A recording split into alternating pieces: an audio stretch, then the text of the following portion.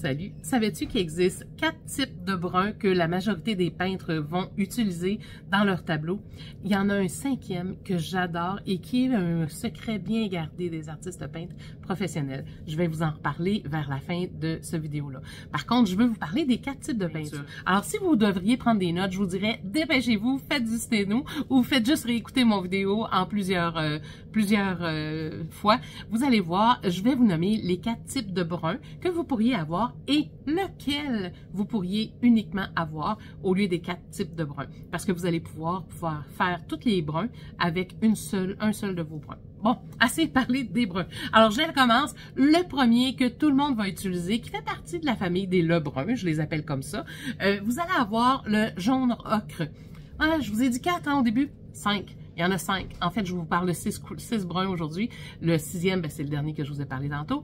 Le premier, alors, vous pouvez prendre en note, le jaune ocre. Il fait partie des bruns parce qu'il est fait tout simplement à partir du terre de sienne naturel. Alors, le terre de sienne naturel, c'est un brun auquel on a ajouté du blanc, hein, tout simplement, et du jaune pour pouvoir faire le jaune ocre.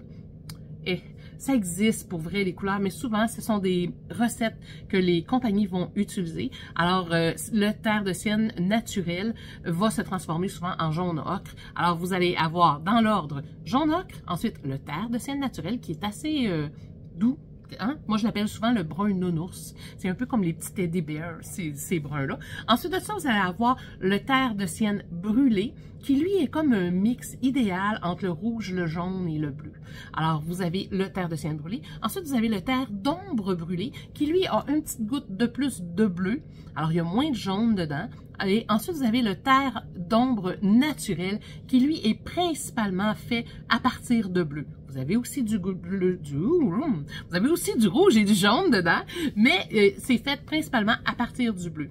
Alors, lequel parmi ceux-là est le meilleur pour pouvoir créer tous les autres types de bruns? Évidemment, ceux qui me connaissent, vous le savez déjà, c'est le terre de sienne brûlé. Parce qu'à partir du terre de sienne brûlé, si vous additionnez du bleu, vous allez obtenir le terre d'ombre naturel et le terre d'ombre brûlé.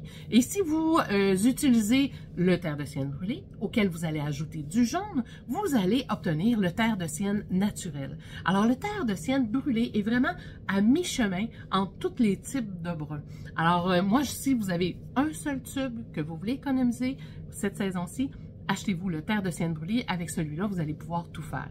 Et mon petit secret, pour créer de l'ombre encore plus profonde, mais quand même avec un brin de luminosité, qui est une richesse dans vos tableaux, je vous suggère d'aller vous procurer le brun Van Dyke. Alors, terre de sienne brûlée et le brun Van Dyke, c'est mes deux indispensables dans les bruns pour pouvoir peindre et créer des tableaux avec beaucoup de profondeur.